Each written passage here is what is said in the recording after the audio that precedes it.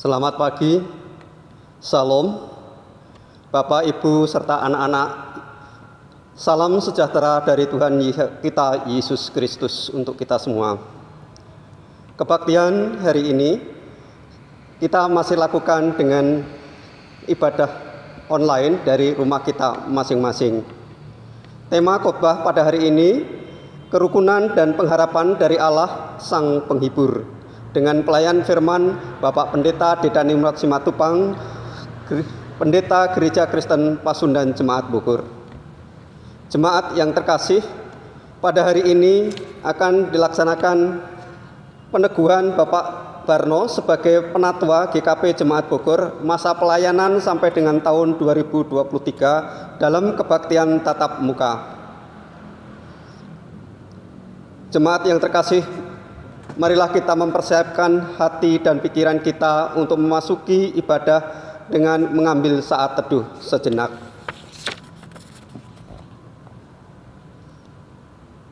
Kita telah tiba pada minggu ketiga dalam rangkaian Pekan Keluarga GKP tahun 2020. Kita semakin dekat pada perayaan ulang tahun ke-86 GKP. Oleh sebab itu, marilah kita naikkan syukur kita kepada Allah Bapa di dalam Yesus Kristus yang telah menyertai dan melindungi kita. Mari kita berdiri memuji dan memuliakan nama Tuhan dengan menyanyikan Kidung Jemaat dari 224.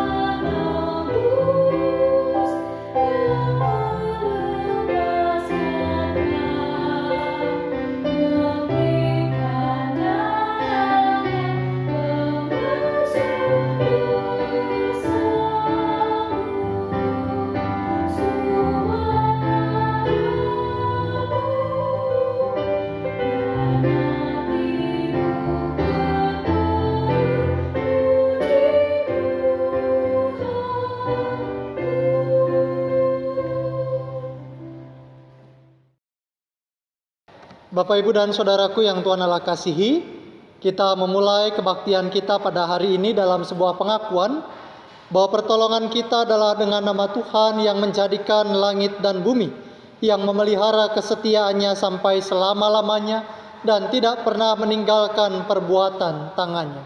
Amin. Damai sejahtera bagi saudara yang datang dalam nama Tuhan. Damai sejahtera bagi saudara juga. Dengarlah firman Tuhan yang menjadi nas pembimbing dalam kebaktian pada hari Minggu ini, yang didasarkan pada surat Paulus kepada jemaat di Roma, Roma pasal 15, ayatnya yang kelima yang mengatakan demikian. Semoga Allah, yang adalah sumber ketekunan dan penghiburan, mengaruniakan kerukunan kepada kamu, sesuai dengan kehendak Kristus Yesus. Amin. Demikianlah firman Tuhan. Kiranya firman menjadi pelita bagi kaki kami dan terang pada jalan kami. Dipersilakan untuk duduk kembali.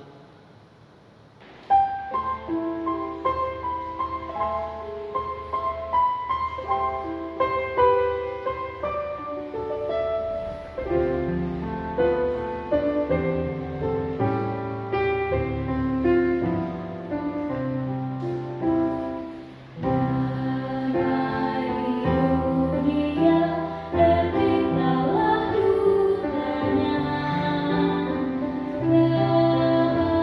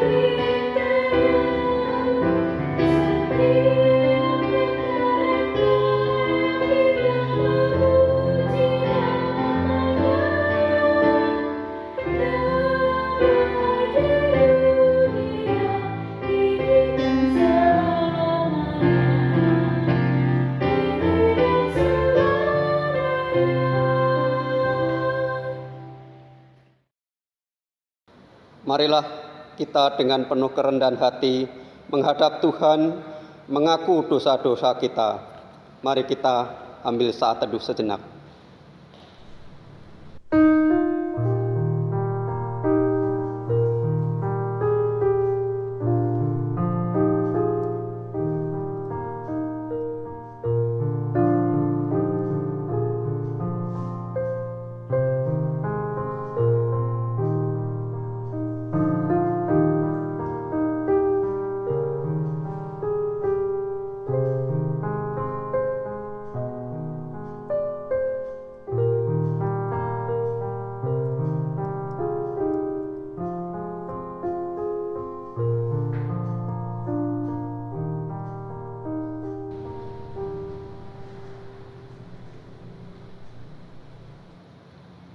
Kita berdoa.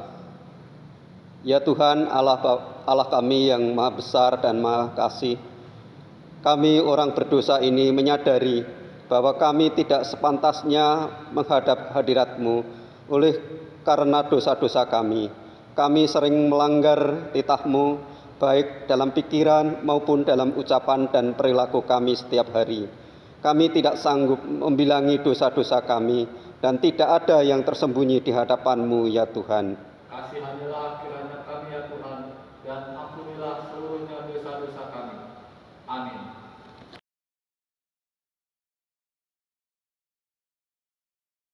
Bapak, Ibu, Saudara, dan juga anak-anak, saya mengundang kita semua untuk berdiri. Kini dengarlah firman Tuhan yang berkenan mengampuni dosa kita, sebagaimana dituliskan dalam Roma pasal 6, ayatnya yang pertama sampai dengan ayat yang keempat yang mengatakan demikian. Jika demikian, apakah yang hendak kita katakan? Bolehkah kita bertekun dalam dosa, supaya semakin bertambah kasih karunia itu? Sekali-kali tidak. Bukankah kita telah mati bagi dosa? Bagaimanakah kita masih dapat hidup di dalamnya? Atau tidak tahukah kamu bahwa kita semua yang telah dibaptis dalam Kristus telah dibaptis dalam kematiannya? Dengan demikian kita telah dikuburkan bersama-sama dengan Dia oleh baptisan dalam kematian, supaya sama seperti Kristus telah dibangkitkan dari antara orang mati oleh kemuliaan Bapa, demikian juga kita akan hidup dalam hidup yang baru. Maka dalam namalah Bapa, Anak, dan Roh Kudus, kami beritakan kepada saudara-saudara yang dengan tulus ikhlas mengaku dosa di hadirat Allah, serta yang tekun mencari keselamatan hanya pada Yesus Kristus, bahwa Allah mengampuni dosa saudara. Demikianlah berita anugerah dari Tuhan. Syukur kepada Allah.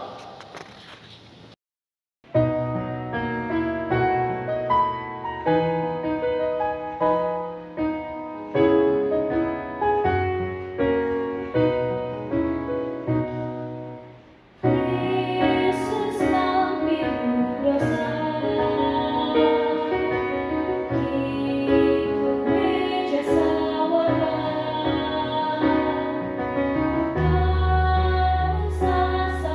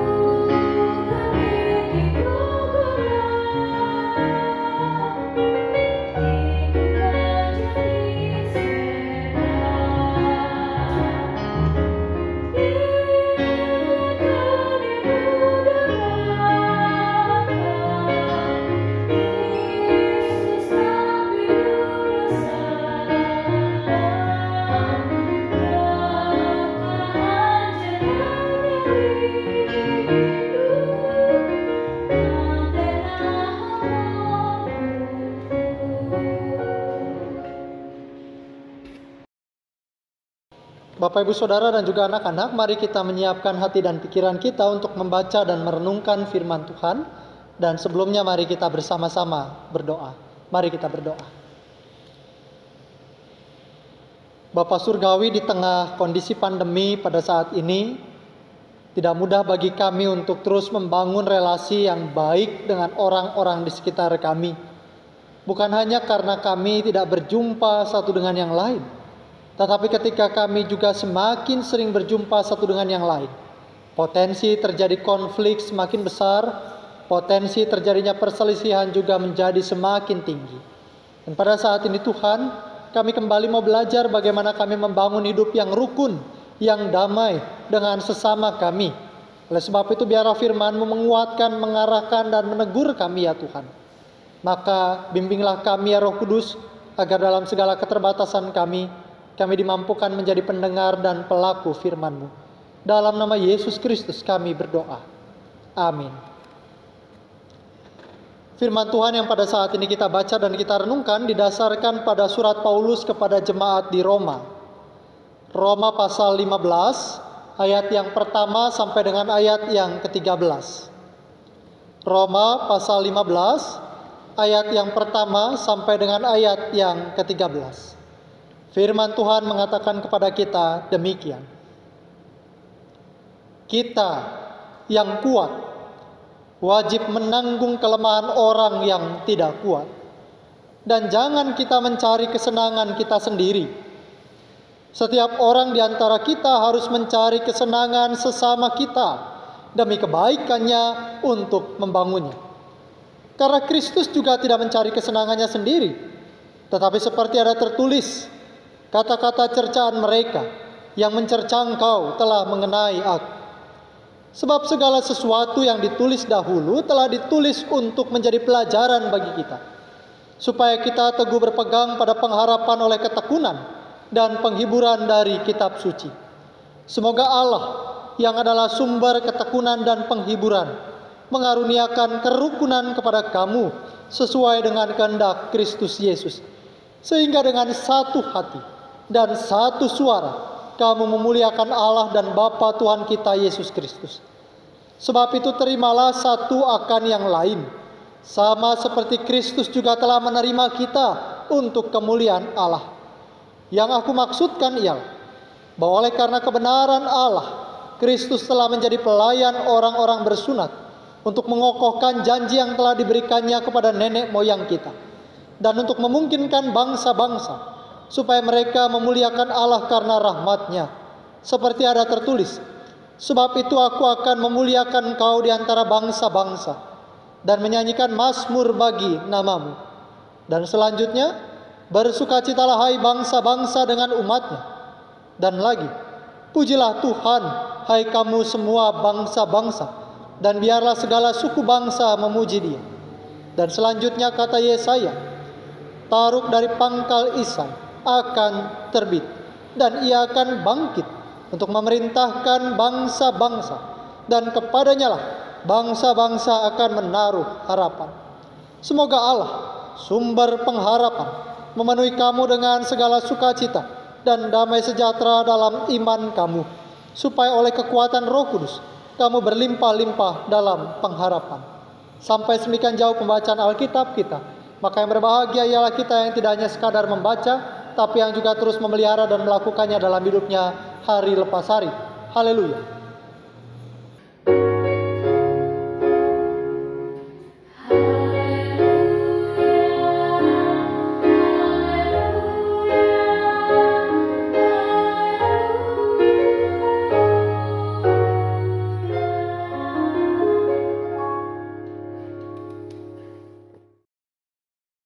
Bapak, Ibu, Saudara-saudara, dan juga anak-anakku, tema hari ini kita membahas tentang kerukunan dan pengharapan dari Allah. Di masa pandemi seperti saat ini yang sudah hampir 1 tahun lamanya kita lewati, ternyata ketika kita banyak WFH, banyak pembelajaran dari rumah, PJJ, perjumpaan kita dengan anggota keluarga lebih sering, percakapan kita dengan anggota keluarga juga seharusnya bisa lebih intens. Tapi itu ternyata tidak serta-merta menjamin terjadinya kerukunan. Orang bilang kalau nggak ketemu relasinya jadi jauh, kalau nggak ada percakapan, nggak ngobrol, relasinya jadi berjarak. Tapi ternyata yang bisa membuat kerukunan itu rusak juga tidak hanya karena ada jarak, tapi juga terjadi ketika sering berkomunikasi, sering bertemu, sering tatap muka. Bahkan ketika di rumah sekarang lebih sering berjumpa, lebih sering menghabiskan waktu bersama. Ada juga kasus-kasus di mana kekerasan terjadi. Ada juga keretakan rumah tangga terjadi. Bahkan kalau kita boleh melihat dengan jujur, ada cukup banyak kasus di masa pandemi. Bapak, Ibu, Saudara, dan juga anak-anak bisa melihat bahwa kasus-kasus yang muncul di berita juga cukup banyak yang menceritakan tentang KDRT, kekerasan dalam rumah tangga, suami istri ribut, suami istri bertengkar. Bahkan bukan hanya bertengkar, dalam beberapa waktu yang lalu saya sempat menyampaikan dalam pengantar khotbah, perceraian meningkat. Kasus-kasus perpisahan di dalam rumah tangga terjadi.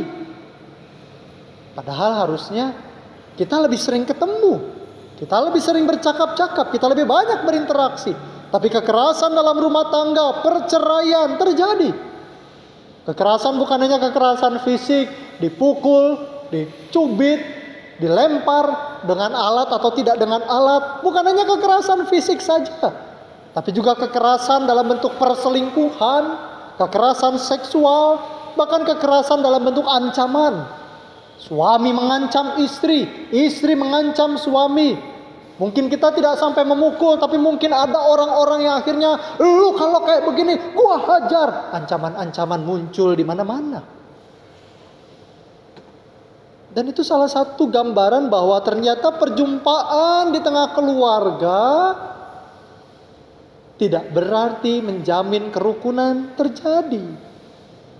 Bukan hanya suami dan istri, tapi juga kasus kekerasan terhadap anak meningkat. Ada kekerasan dalam bentuk penganiayaan, kekerasan dalam bentuk bentakan, kekerasan dalam bentuk penelantaran, kekerasan dalam bentuk pengabaian, kekerasan dalam bentuk tidak peduli. Anak mau belajar sok, anak butuh belajar pakai apa, nggak mau dibeliin, nggak mau disiapin, nggak mau disediakan. Penelantaran dalam bentuk tidak menyiapkan waktu untuk bercakap-cakap dengan anak.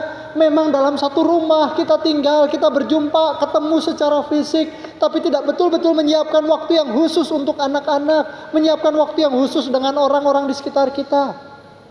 Ini ternyata kasus-kasus di masa pandemi. Dan bukan hanya itu juga, tetapi juga dalam bentuk kasus-kasus yang lain yang kita bisa saksikan. Orang dengan tetangga terjadi keributan dan lain sebagainya.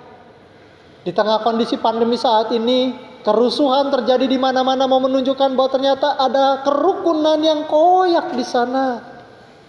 Muncul juga kriminalitas yang semakin tinggi, yang di sana juga terjadi sebuah gambaran bahwa ada orang merasa bahwa kondisi ini terlalu timpang sampai akhirnya tidak peduli apa yang akan dialami oleh orang lain terhadap ketika saya melakukan tindakan kriminalitas.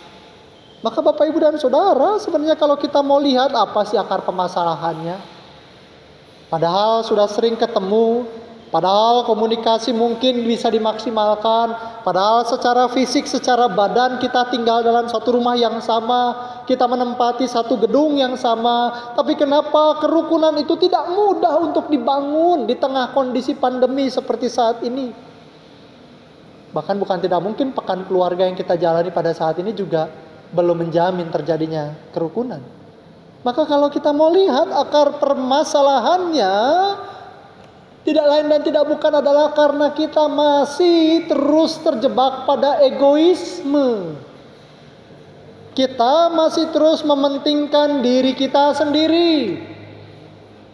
Saya masih ingin saya yang nyaman, saya masih ingin saya yang benar, saya masih ingin bahwa saya yang diperhatikan, saya masih ingin bahwa saya yang dipuji, saya masih ingin bahwa saya yang paling hebat di antara yang lain. Egoisme, egosentrisme, dan tidak lain dan tidak bukan juga di dalamnya ada arogansi. Ketika pokoknya ini tentang gue, ini tentang gue, ini tentang gue. Semua orang harus mengutamakan gue, dan gue.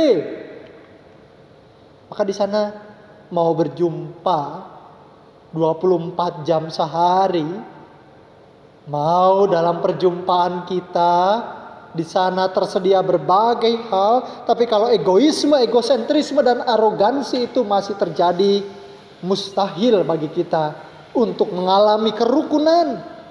Dan bukan tidak mungkin yang terjadi justru kekerasan. Nah, hari ini kita mau belajar bagaimana dari firman Tuhan yang kita baca hari ini. Tuhan kembali mau mengajarkan kita tentang kerukunan dan pengharapan. Mari kita lihat apa yang dituliskan dalam ayat yang pertama dan ayat yang kedua. Kita yang kuat wajib menanggung kelemahan orang yang tidak kuat, dan jangan kita mencari kesenangan diri kita sendiri.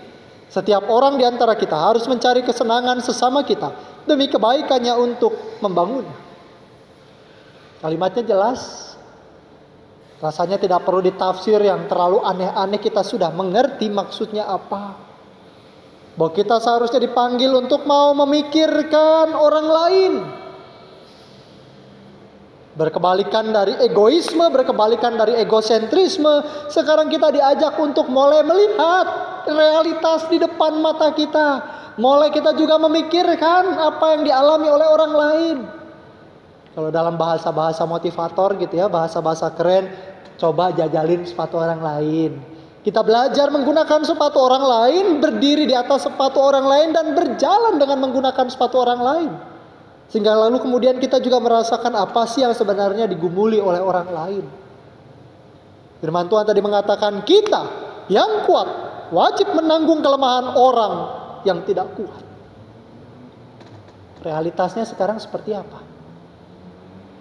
Kebanyakan yang kuat jadi aji mumpung. Mumpung saya punya power, mumpung saya punya kekuatan, mumpung saya punya kelebihan, saya mempergunakan ini untuk memperalat orang lain. Atau kadang-kadang kalaupun ternyata tidak kuat, saya mau tetap membangun bahwa saya yang kuat dan saya tetap mau memperalat orang lain. Saya tidak peduli tentang nasib orang, yang saya pedulikan adalah saya mumpung ada kesempatan dilihatnya seperti orang yang kuat, yang hebat, yang bisa, saya memperdaya orang lain. Ini banyak terjadi. Dalam dunia yang masih kuat patriarkinya, sosok laki-laki seringkali juga menjadi tokoh, menjadi subjek yang justru menggunakan dalih sebagai laki-laki, sebagai suami yang bangga dengan gelar kepala keluarga, lalu kemudian tidak mengayomi keluarga dengan baik, tapi lalu kemudian merasa bahwa saya kepala keluarga, diam kamu, saya kepala keluarga, nurut kamu, saya kepala keluarga, gak boleh ada yang mengusik itu dan lain sebagainya. Seringkali orang yang merasa bahwa dirinya kuat, belakangan yang terjadi adalah memperdaya orang lain. Yang kuat bukannya menolong yang lemah, yang kuat justru menindas yang lemah karena merasa bahwa dirinya kuat. Yang kuat bukannya menolong yang lemah untuk kemudian bisa bangun, tapi justru yang kuat sekarang menginjak-injak yang lemah. Dan miris. Karena ketika semua orang sudah hanya mementingkan dirinya sendiri, kekuatan, kelebihan, dan kemampuan yang kita miliki bukan menjadi alat untuk menyatakan kasih dan kebaikan, tapi justru menjadi alat untuk memenuhi nafsu dan ambisi.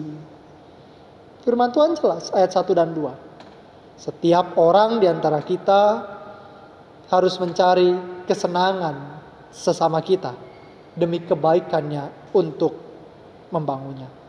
Maka bicara tentang memikirkan orang lain, Bapak, Ibu, dan Saudara, kalau kita ternyata diberikan kemampuan oleh Tuhan, jika hari ini ternyata berkat Tuhan adalah kita menjadi orang yang punya kelebihan, kekuatan, potensi, Tuhan mau mengajarkan kepada kita, jangan cuek, jangan abai, jangan tutup mata, jangan tutup telinga. Tapi yuk kita lihat, apa yang bisa kita lakukan. Kalau ternyata Tuhan memampukan kita menjadi pribadi yang cukup kuat hari ini, saya bisa apa? Dan ketika Tuhan memanggil kita untuk berbuat sesuatu, jangan cuek, jangan diam, jangan abai. Berbuatlah sesuatu demi kebaikan bersama. Di tengah pandemi seperti saat ini, ayo. Yang kita butuhkan adalah gotong royong. Dan gotong royong gak akan mungkin terjadi kalau semua orang yang merasa bahwa saat ini saya punya kelebihan, cuek. Atau bahkan ketika semua orang deh, gak harus yang punya kelebihan. Kalau semua orang akhirnya cuek tentang sesamanya, gak akan terjadi gotong royong. Gak akan terjadi kerjasama. Maka gereja tidak boleh menjadi gereja yang abai. Tidak boleh menjadi gereja yang cuek. Tidak boleh menjadi gereja yang tutup mata dan tutup telinga. Firman Tuhan tadi menyebutkan agar setiap kita mencari kesenangan sesama kita demi kebaikannya untuk membangunnya. Maka kita tidak berhenti pada sekadar melihat bahwa oh iya ya ada orang yang susah. Oh iya ya ada orang yang kesepian. Oh iya ya ada orang yang pada saat ini membutuhkan pertolongan. Tidak hanya berhenti pada kesadaran bahwa ada orang yang membutuhkan kita di sekitar kita, tapi juga maju untuk memikirkan apa yang bisa kita lakukan untuk membangunnya. Membuat orang-orang di sekitar kita yang pada saat ini membutuhkan pertolongan kita bangkit dari keterpurukannya, bangkit untuk bisa kemudian menyelesaikan persoalannya. Paling tidak setidaknya dia boleh tetap memiliki pengharapan untuk tetap maju dalam berbagai pergumulan yang ia alami. Memikirkan kepentingan bersama, mementingkan kepentingan orang lain. Berarti di sana kita juga belajar kita bukan menjadi pribadi yang menuntut. Kita bukan menjadi pribadi yang meminta, melainkan menjadi pribadi yang memberi diri, berbagi untuk orang-orang di sekitar kita. Ini apa yang mau disampaikan oleh firman Tuhan dalam ayatnya yang pertama dan ayatnya yang kedua.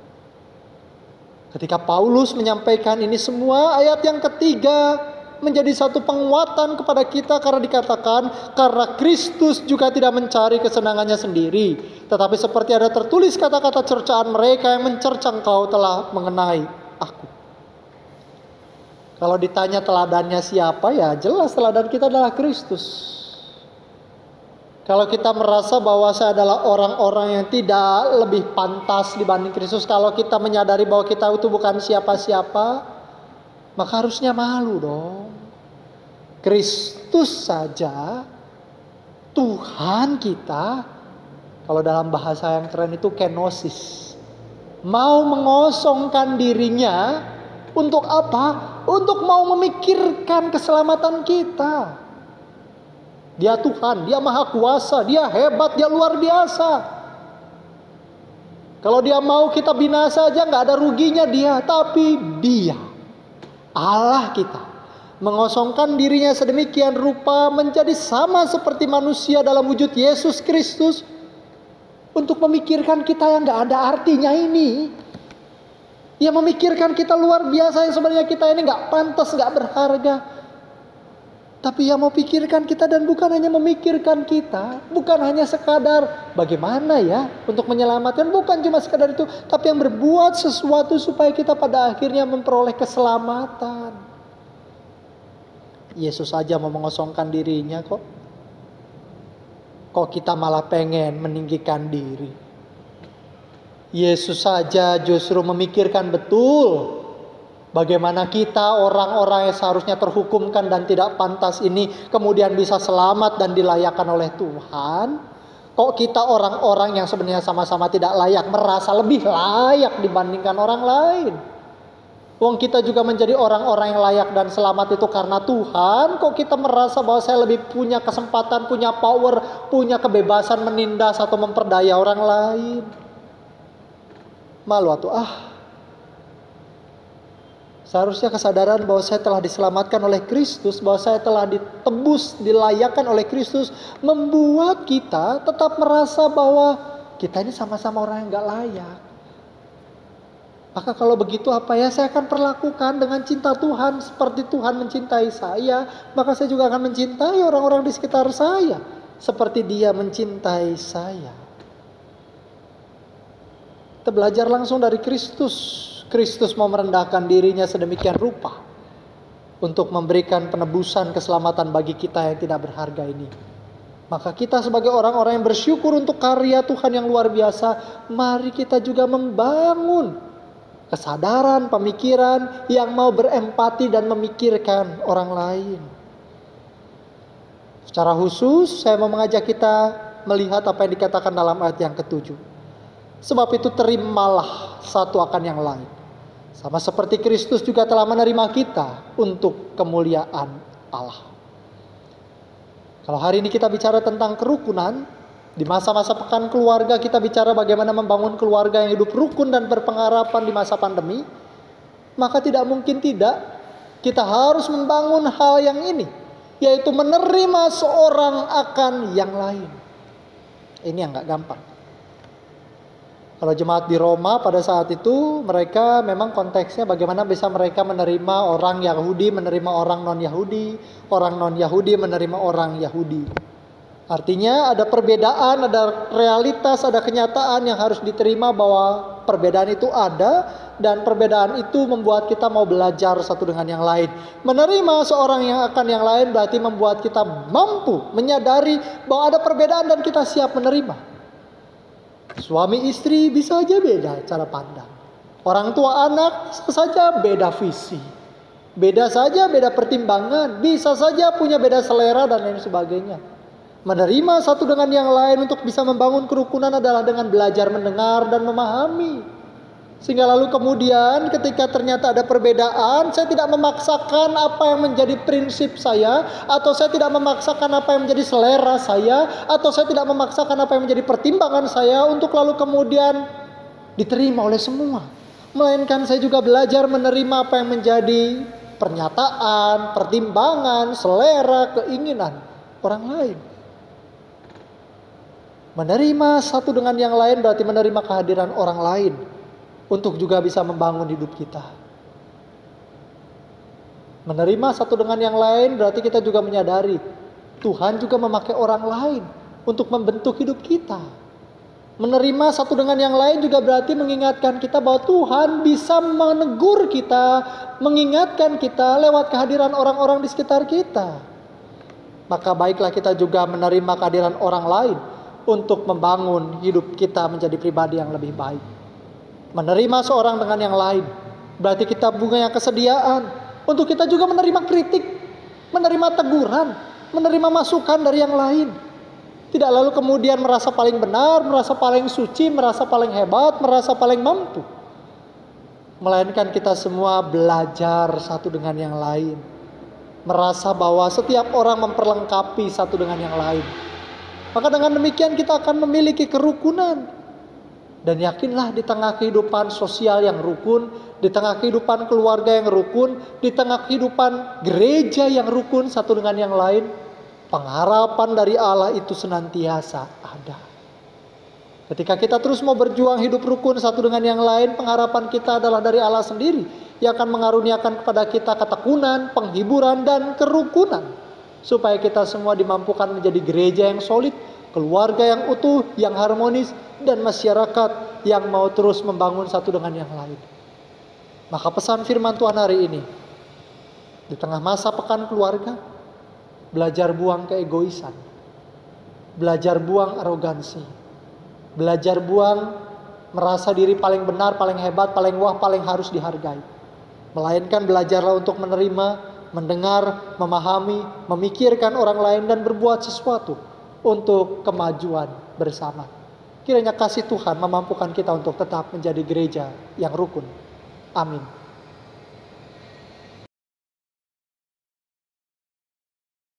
Salam sejahtera Bapak Ibu KPLU seklasis. Saya akan berpuisi dengan tema Takut Seumur Hidup. Prolog. Ketika wabah virus COVID-19 menyerang, banyak yang takut terinfeksi olehnya. Rasa takut itu wajar. Virus itu memang sangat menular dan mematikan. Banyak juga ketidakjelasan tentang penyakit ini. Ada yang tampak sehat, padahal ia menularkannya kepada orang lain. Puisi 1. tak seorang pun dapat menjamin dirinya imun terhadap penyakit ini. Jangan-jangan diri kita pun mungkin sudah terjangkit penyakit ini. 2. Berbeda dengan ancaman virus ganas, justru sangat sering bersikap tiada mawas terhadap dosa. Salah satu alasan yang lugas bahwa Tuhan Maha Pengampun dan Pemelas. 3. Tapi ingat, Allah tetap membenci dosa. Sebab itu jangan menuruti hawa nafsu kita. Takutlah kepada Bapa dan kasih kepada Kristus untuk memicu kita kepada hidup yang kudus. Sekian, Tuhan Yesus memberkati kita. Depok, awal Oktober 2020, dibuat oleh Subita Kasan, anggota Jemaat GKP Depok. Bapak Ibu yang dikasihi oleh Tuhan Yesus Kristus, marilah kita bersama-sama mengikrarkan pengakuan kepercayaan kita demikian. Aku percaya kepada Allah, Bapa yang Maha Kuasa, Khalik langit dan bumi, dan kepada Yesus Kristus, anaknya yang tunggal Tuhan kita, yang dikandung dari Roh Kudus, lahir dari anak darah Maria, yang menderita di bawah pemerintahan Pontius Pilatus, disalibkan, mati dan dikuburkan, turun ke dalam kerajaan maut. Pada hari yang ketiga, bangkit pula dari antara orang mati, naik ke surga, duduk di sebelah kanan Allah, Bapa yang Maha Kuasa, dan akan datang dari sana untuk menghakimi orang yang hidup dan yang mati. Aku percaya kepada Roh Kudus, gereja yang kudus dan am, persekutuan orang kudus, pengampunan dosa, kebangkitan daging, dan hidup yang kekal. Amin.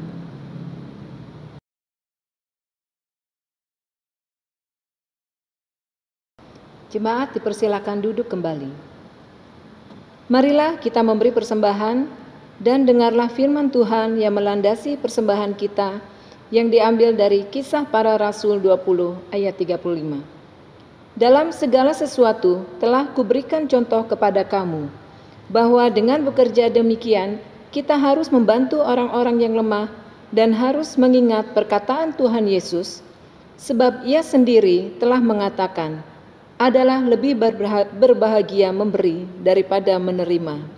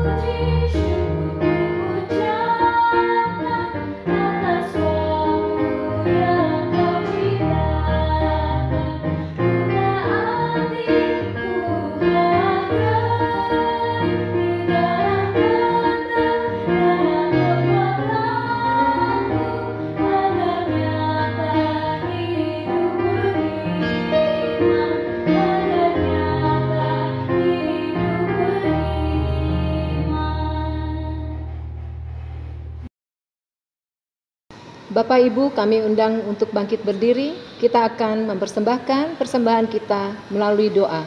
Mari kita berdoa. Kami datang kepadamu ya Tuhan, mengucap syukur dan terima kasih untuk berkat yang sudah Kau berikan kepada kami.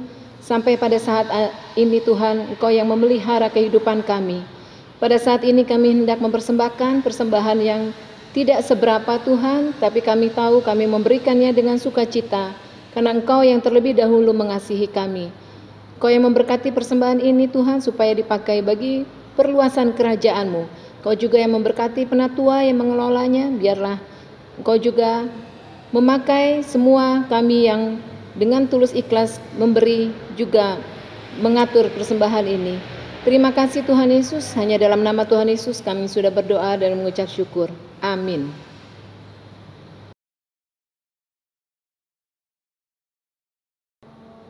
Bapak, Ibu, Saudara, dan juga anak-anak, mari kita merendahkan hati dan pikiran kita menyampaikan permohonan syafaat yang diakhiri dengan mengucapkan doa Bapa kami. Mari kita bersama berdoa. Tuhan Yesus, pada saat ini kami datang kepadamu membawa permohonan syafaat kami. Kembali ya Tuhan, kami datang kepadamu membawa dalam doa bagi sahabat-sahabat kami yang sedang mengalami kelemahan secara fisik, baik karena sakit penyakit maupun karena usia lanjut. Kami berdoa ya Tuhan untuk sahabat kami, orang tua kami, Bapak Pendeta Emeritus Rosi Yohandi, Bapak Pendeta Deru Utamanoron, Bapak Tripangripto, Ibu Muryati, Ibu Rokoyah, Ibu Limwinyo, Ibu Siti Wasiah, Ibu Nani Kristiani, dan Ibu Heni Heti. Kiranya kasih Tuhan menyertai dan memberkati saudara-saudara kami, dan dalam cinta kasih Tuhan, saudara-saudara kami terus boleh merasakan perhatian, kebaikan, pendampingan melalui anggota keluarga maupun kerabat. Kami juga pada saat ini berdoa ya Tuhan untuk sahabat-sahabat kami yang tengah mengandung, mereka yang pada saat ini sedang menantikan kelahiran anak terkasih. Biarlah proses kehamilan sahabat-sahabat kami tetap dalam keadaan yang baik, sehat, sehingga sampai tiba masa persalinan, baik ibu maupun janin semuanya dalam keadaan baik. Kami juga bersama-sama berdoa ya Tuhan untuk sahabat kami yang pada saat ini sedang mengalami berbagai kesulitan. Mereka yang pada saat ini terdampak karena pandemi, mereka yang kehilangan pekerjaan, mereka yang kesulitan mendapatkan penghasilan, mereka yang pada saat ini terbeban dengan berbagai persoalan yang terjadi. Kiranya Tuhan yang terus menguatkan, Tuhan yang mengokohkan dan meneguhkan pengharapan mereka, Tuhan juga yang terus memberikan ketenangan, sehingga sahabat-sahabat kami dalam situasi yang tidak mudah tetap mengambil keputusan maupun pertimbangan-pertimbangan yang baik. Kami tahu Tuhan, situasi seperti saat ini bukanlah situasi yang mudah. Tetapi kami percaya Tuhan juga tidak pernah berhenti menjaga, memelihara, dan menopang kehidupan setiap kami. Pada saat ini Tuhan, kami juga bersyukur untuk penyertaan Tuhan bagi anak-anak kami. Anak-anak kami yang pada saat ini terus masih boleh menikmati proses pendidikan, sekalipun masih berlangsung secara jarak jauh atau secara daring. Tuhan yang memberkati agar anak-anak kami tetap bisa belajar dengan baik, tetap bisa konsentrasi, dan terlebih lagi agar mereka boleh bersungguh-sungguh mengerjakan setiap tugas, bersungguh-sungguh dalam proses pembelajaran. Berkati setiap kami sebagai orang tua, agar kami betul-betul dimampukan untuk mendampingi proses tumbuh kembang anak-anak yang telah Tuhan percayakan. Bukan hanya secara fisik, tetapi juga pertumbuhan mental, pertumbuhan karakter, dan terlebih lagi pertumbuhan kemampuan, spiritualitas, dan iman mereka. Biarlah anak-anak kami juga terus boleh bertumbuh dalam pemahaman iman yang benar. Pada saat ini Tuhan, kami juga berdoa untuk kehidupan gereja-Mu. Hari ini kami bersyukur sahabat kami, Bapak Barno, boleh diteguhkan sebagai seorang penatua di GKP Jemaat Bogor. Biarlah Bapak Barno boleh menjalankan setiap panggilan yang telah Tuhan percayakan dengan sungguh-sungguh, dengan sukacita, dan dengan tetap mengandalkan Tuhan.